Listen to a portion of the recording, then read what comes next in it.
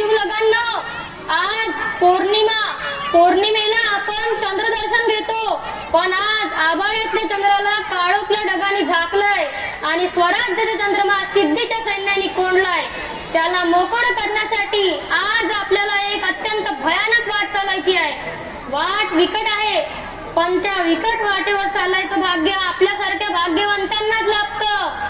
आणि अशाच भाग्यवंतांची नावं इतिहास अभिमानाने आपल्या कपड्यावर मिरवतो.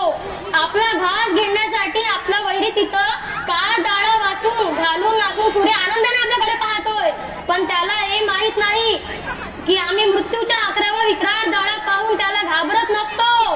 आम्ही त्या मोजून त्याच्याच घशात घालत असतो. हर हर महादेव.